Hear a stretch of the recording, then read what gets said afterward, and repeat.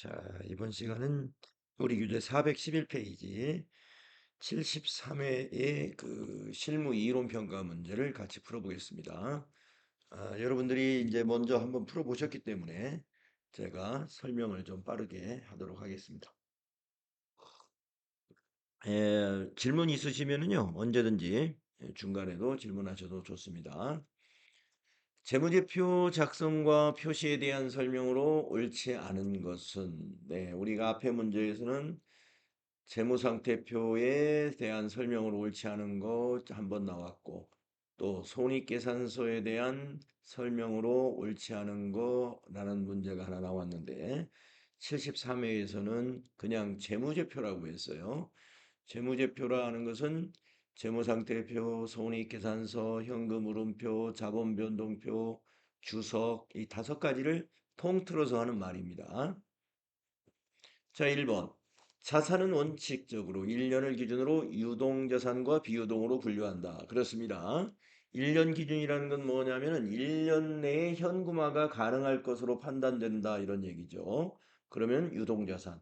1년 내에 통상적으로 현금화가 좀 어렵다 하면은 비유동자산 이렇게 분류합니다. 그다음에 2번 재무제표는 재무상태표, 손익계산서, 현금흐름표, 자본변동표로 구성되며 주석을 포함한다. 그렇죠. 그래서 모두 5가지가 재무제표예요. 재무상태표, 손익계산서, 현금흐름표, 자본변동표, 주석까지. 그다음에 3번 손익계산서는 일정 시점에 재무상태에 대한 정보를 제공하는 재무보고서다. 이거 잘못됐죠. 일정 시점에 재무상태의 정보를 제공하는 재무보고서는 손익계산서가 아니고 재무상태표죠. 그래서 옳지 않은 거 3번이 답이었습니다. 다음에 4번은 일반적으로 인정되는 회계 원칙에 따라 재무제표를 작성하며 회계정보의 기간별 기업 간 비교 가능성이 높아야 된다. 그렇습니다. 회계 원칙에 따라 작성하는 것이 우리가 일반적인 것이고요. 그래야만이 비교 가능성도 높아진다. 자, 3번이 답이었고요. 그 다음에 두 번째 문제는 어떤 문제입니까? 주식회사 한공의 기계장치 대장의 일부입니다. 이를 토대로 25년의 감가상각비를 계산하라 그랬습니다. 감가상각비 계산 문제는 주로 정액법과 정률법이 문제가 나옵니다. 예, 정액법 아니면 정률법으로 문제를 낼 텐데요. 자, 이 문제는 정률법입니다. 정률이라는 것은 매년 일정한 정률만큼씩 상각을 하는 건데, 그러면 매년 똑같느냐? 그렇지 않습니다. 첫 해에는 취득금액 전체에 대한 25%를 상각을 하고요. 두 번째 해에는 그 첫 해에 상각한 거를 제외한 미상각 잔액을 가지고 25%를 계산을 해요. 자, 그러면 25년도에 계산을 하라고 그랬는데 이 기계는 언제 취득한 것이냐 하면은 24년 1월 1일 날 취득한 것입니다.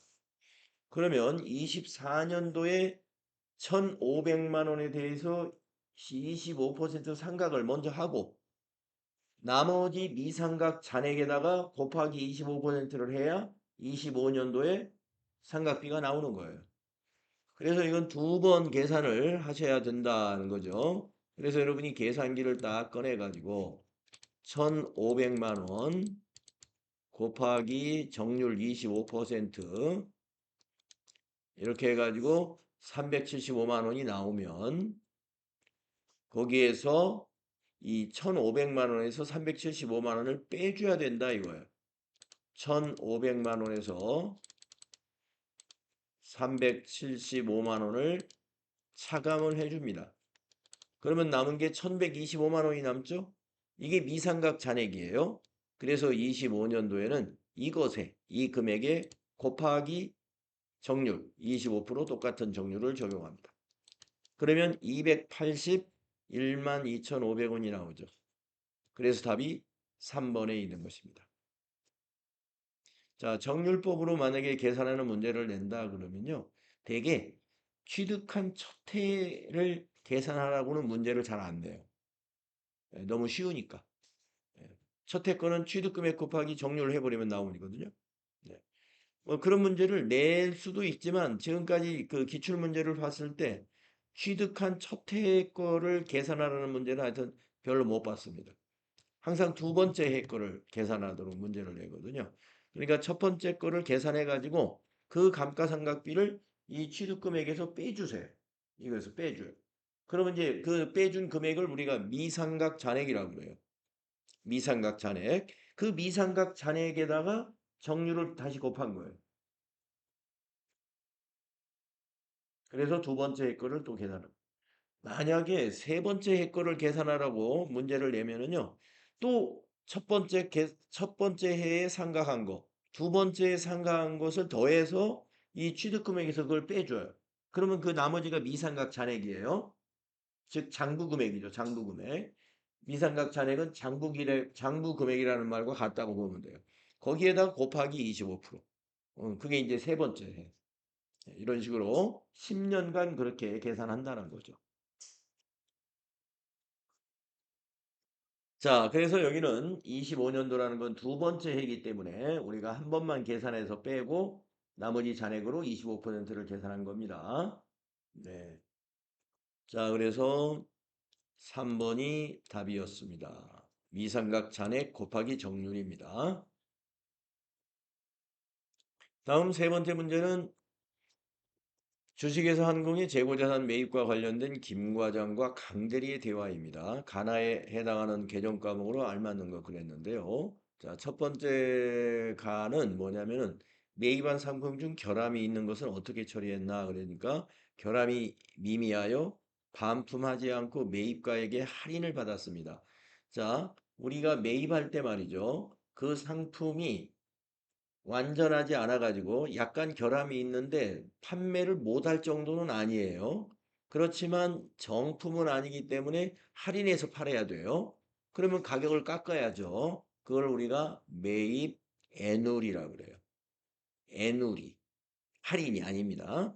매입 할인은 결제를 빨리 하면서 가격을 깎는 것을 매입 할인이라고 합니다. 가격을 그러니까 외상 매입금을 미리 지급하면서 외상 매입금을 3개월 후에 지급하기로 약정을 했는데 우리가 지금 현금 사정이 좋단 말이에요. 그러면 뭐 3개월 후에 줄 필요 없이 거래처에다 전화해가지고 연락해가지고 우리가 지금 주겠다.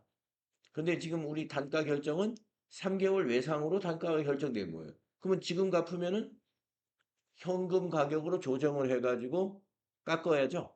그것이 매입 할인입니다. 자, 그러나 여기 첫 번째 질문은 그게 아니고 제품에 하자가 있어서 할인하는 거예요. 그 할인은 애누리라고 해요. 그래서 가번은 매입 애누리가 되고요. 두 번째, 나머지 상품 대금은 언제 지급할 예정입니까? 지급기일보다 빨리 지급하여 할인을 받겠습니다. 예, 바로 요게 매입 할인입니다. 예, 그래서 답은 1번에 있었어요.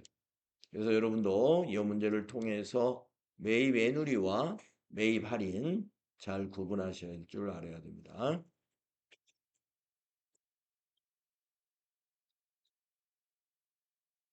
우리가 이제 일상 대화에서는 구분 없이 뭐 애누리 해주시오, 뭐 할인해 주시오 이것을 같은 의미로 우리가 그 의사소통을 하고 있지만은 회계적 용어에서는 차이가 있는 거예요. 예, 회계 용어에서는 매입 애누리 하면은 매입 단계에서 제품에 문제가 있어가지고 상품에 문제가 있어서 할인받는 것이다. 이렇게 약속이 돼 있는 거예요. 그리고 매입 할인 하면은 제품에 문제가 있어서가 아니라 외상대금을 미리 지급하면서 그 부분을 할인받는 거. 그걸 매입 할인이라고 하는 겁니다. 자, 그 다음에 4번을 보시면, 그리고 이제 여기 이런 용어가 나오니까 이것도 알고 계셔야 되겠죠. 매입 환출이라는 말이 나오잖아요. 매입 환출. 환출이라는 것은 반품을 시켰다는 얘기입니다. 반품. 도저히 팔 수가 없는 물건이 온 거예요. 제품의 불량 정도가 좀 심해서 판매가 불가능한 상품은 우리가 되돌려 보내야죠. 그것을 매입 환출.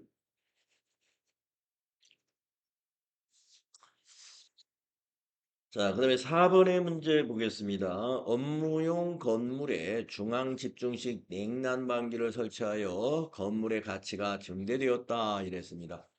네, 건물에다가 이 여러 가지 냉난방 장치를 설치했다는 거예요.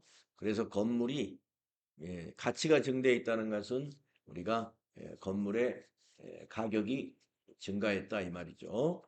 내용 연수가 2년 연장되었어요. 그리고 이에 대한 회계 처리 시 차변의 개념값은 뭘까요? 이걸 바로 우리는 자본적 지출이라고 하죠. 자본적 지출은 자산으로 처리해야 돼요. 그래서 답은 건물이었습니다. 만약에 이 냉난방기 설치가 수익적 지출이다라고 했다면은 수선비로 해야 돼요. 수선비. 그러나 우리가 이런 정도의 내용 연수가 연장이 되는 이런 투자는 수선비 처리 안 합니다. 건물로 처리하고요. 만약에 수선비를 처리한다 그러면 건물의 형광등을 전체적으로 교체했다든가 건물의 형광등이 너무 오래돼 가지고 새 형광등으로 싹 등을 바꿔줬어요. 이런 거 정도는 뭐등 바꿔줬다고 그래가지고 그 건물의 가치가 증대했다고 보지 않죠. 오래된 거는 바꿔줘야 되는 거니까 노화돼서 그런 것은 수선비. 그것을 우리는 수익적 지출이라고 말합니다. 다음 5번을 보시겠습니다. 다음은 주식회사 항공의 수정전 잔액사항표와 결산 조정사항을 반영한 재무적 상태표 일부이다. 가나의 금액으로 오른 것은 이랬습니다. 자, 가가 뭐냐면 매출 채권이 얼마냐 하는 거고요. 나는 대손 충당금은 얼마냐 하는 겁니다. 네. 자, 매출 채권은 여러분 외상 매출금과 받을 의무의 합계가 매출 채권이에요. 요 두 개의 합계. 따라서 가번은 300만 원이 되겠죠. 그리고 나는 대손 충당금인데 여기 설명이 나와 있습니다. 2%의 대손 충당금을 설정한다 그랬어요. 그러면 여기가 300만 원이면 300만 원의 2%는 6만 원이죠. 그래서 나는 6만 원이 되는 겁니다. 네, 여기 있는 건 그럼 어떻게 합니까? 여기 있는 거는 기설정된 거니까 4만 5천 원이 기설정되어 있는 거잖아요. 그러니까 1만 5천 원을 이번에 결산 때 어떻게 해야 될까요? 추가 설정해야죠. 추가 설정. 이 15,000원을 추가 설정해가지고 6만 원을 만들어주는 겁니다. 그래서 매출 채권은 300만 원, 대손 충당금은 6만 원이 맞다. 그래서 답은 3번에 있었습니다. 그 다음에 6번은 다음은 주식회사 항공의 직원이 출장 후에 정산한 지출 내역서입니다. 이 지출 내역서에 대한 회계 처리로 옳은 것은 이런 질문을 했어요. 자, 그러니까 KTX, 숙박비, 식대. 네, 출장 가가지고 교통비, 그 다음에 숙박비, 식대는 다 여비교통비예요. 여기 25만 원이 여비교통비입니다. 이 사람이 출장 갈 때 가지급금 30만 원을 가지고 갔어요. 30만 원을 이제 지급해 줬어요. 그러면 5만 원을 회사에 출장 끝나고 반납했겠죠? 예, 반납 금액 5만 원. 그래서 이 문제가 지금 회계 처리를 물어본 거니까 자, 가지급금은 대변에다가 정리를 하는 거죠. 가지급금 대변, 차변의 여비교통비, 비용 발생, 현금 다시 회사에 입금 잡으면 되는 거죠. 그래서 답이 나번에 있었습니다. 출장 가지급금을 정리하는 회계 처리였어요. 나번처럼 회계 처리하는 거죠. 다음은 7번. 다음 중 손익계산서에 반영되어야 할 내용으로 옳은 것은 이랬습니다. 여러분 손익계산서 문제입니다. 재고자산을 매입하면서 발생하는 부대 비용. 손익계산서에 반영돼야 되냐 이 말이죠. 매입하면서 발생한 부대 비용이 뭐예요? 매출 원가죠. 매입 원가, 매입 원가. 매입 원가는 손익계산서에 뭐가 돼요? 매출 원가가 돼요. 원가에 반영이 됩니다. 우리가 이제 상품 도소매업의 경우에 매출 원가라고 하는 게 있지 않습니까? 손익계산서에 매출액에서 빼주는 매출 원가. 그 매출 원가가 매입했을 때 그 상품의 금액이 그 매입 원가가 매출 원가로 가는 거예요. 그러면 왜 매입 원가라고 안 하고 매출 원가라고 하느냐? 매입 원가는 매입한 전체의 원가고 매출 원가는 그중에 매출이 일어난 것만 옮겨 놓으면 그게 매출 원가인 거예요. 그래서 기말 상품 재고액을 빼주잖아요. 매출 원가 우리가 계산할 때 보면은 기말 상품 재고액이라는 걸 우리가 결산할 때 그 결산 자료 입력에다 입력하잖아요. 입력하면은 딱 그 금액만큼 빠져가지고 매출 원가로 딱 계산이 되죠. 예. 그러니까 원가는 같은 거예요. 매입 원가나 매출 원가나 매입한 금액이 가는 건데 매출 원가는 매출이 일어난 것에 대한 것만 옮겨 놓으면 그게 매출 원가. 매입 원가는 지금 안 팔리고 상품 창고와 매장에 재고로 남아 있는 것까지를 다 합치면 그게 매입 원가. 예, 그 차이죠. 그러니까 1번은 우리가 매입 원가이긴 합니다만 이 매입 원가는 매출 원가에 영향을 주죠. 손익계산서에 반영이 되는 거예요. 그 다음에 2번 특허권을 취득하기 위하여 지급한 금액이다. 그러면 이건 자산입니다. 왜냐면은 특허권 하면은 이게 무형자산이잖아요. 예, 무형자산. 그 무형자산의 취득원가는 손익계산서에는 영향이 없어요. 자, 유형자산에 대한 감가상각비. 네, 감가상각비 판매관리비니까 손익계산서에 반영이 됩니다. 가만있어 봐. 이게 뭐죠? 옳은 것 찾으라고 그랬나요? 아, 가만히 있어봐요. 3번이 답인데, 예, 제가 설명을 좀 고치겠습니다. 자, 그러니까, 자, 1번이 제가 이 매입 원가라고 그랬죠? 부대 비용이. 예, 재고자산 매입하면서. 근데 매입 원가는 손익계산서에서는 매출 원가가 되려면 기초상품 재고액에서 상품 매입액을 더해가지고 기말을 빼야 돼요. 그러니까 손익계산서에 직접 반영되는 건 사실은 매출 원가만 반영된다고 봐야 되겠네요. 예. 지금 가다 보니까 3번에 확실한 답이 있어서 감가상각비는 손익계산서의 판매관리비니까 이건 뭐 빼도 박지도 못하는 거. 이건 정확하게 손익계산서 판매관리비 금액이에요. 자, 1번은 여기서는 간접적인 영향은 주지만 손익계산서에 실제로 반영되는 거는 아까 제가 매입원가하고 매출원가 차이 말씀드렸잖아요. 손익계산서는 매출원가를 빼가지고 매출 총이익을 구하는 거니까 매입원가가 영향을 주기는 하지만 그거는 우리가 손익계산서에 직접적으로 반영되는 거야. 계산 과정에 들어있긴 해요. 그러나 매출 원가를 반영하는 거니까 1번은 여기선 아니라고 봐야 되겠네. 자, 2번은 특허권은 자산이기 때문에 아니라고 보는 거고.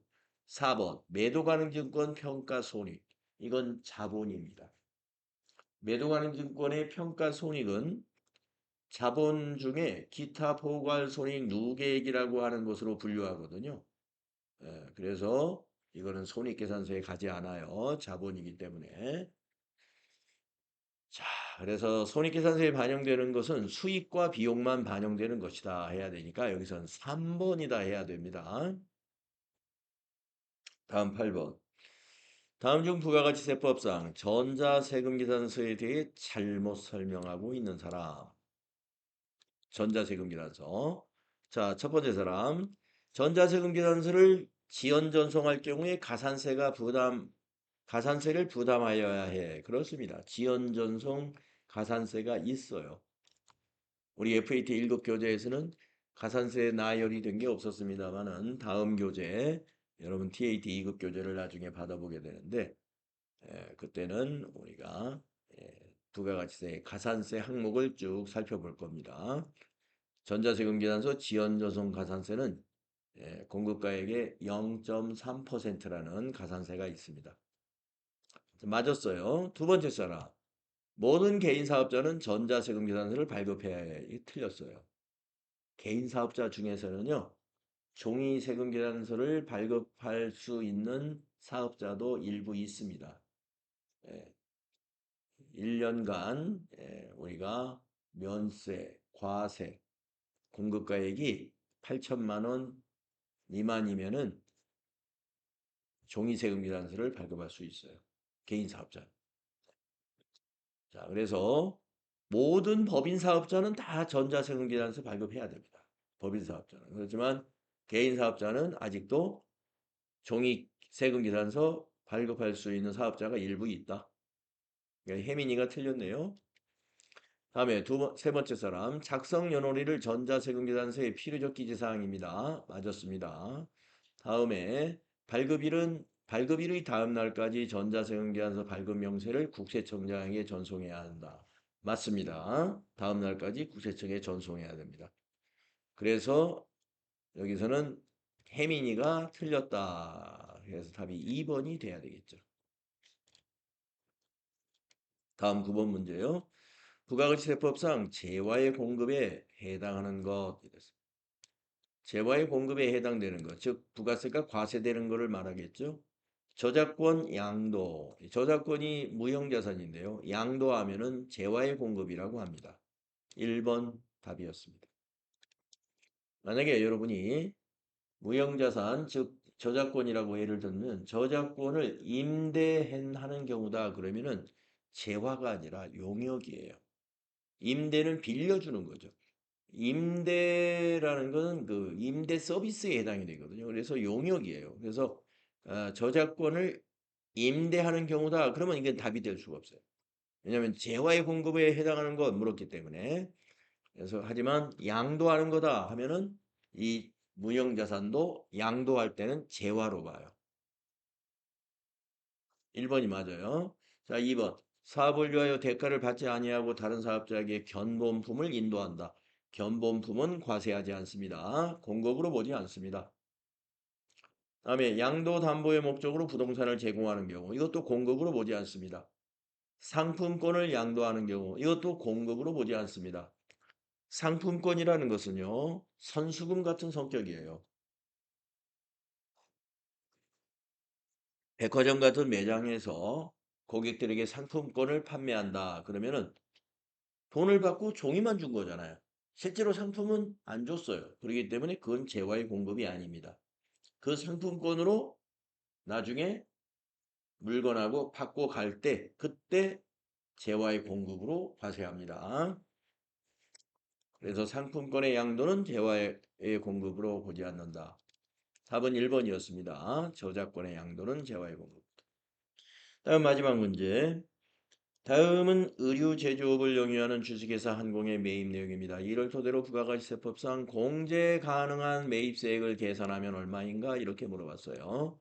공제 가능한 매입세액 한번 찾아볼까요? 원재료 매입세액, 예, 공제 가능하겠죠. 토지의 자본적 지출에 해당하는 매입세액, 예, 토지의 자본적 지출은 공제 불가능합니다. 업무용 구인승 승합차 3000cc 차량 유지비에 대한 매입세. 자, 3000cc니까 1000cc를 초과하긴 했습니다만은 승합차예요. 승용차가 아니죠. 구인승. 9인승부터는 승합차라고 하죠. 그래서 매입세 공제가 가능합니다. 승합차에 관련된 매입세액은. 그 다음에 네 번째, 접대비 관련 매입세액은 공제 못 받습니다. 그러면 공제 가능한 것은 2,300만 원이 돼야 돼요. 그래서 답이 2번이다 하는 거죠. 네, 제가 쭉 풀어드렸는데 혹시 여러분이 이해가 잘 조금 안 되는 부분이 있으면 추가적으로 질문하실까요?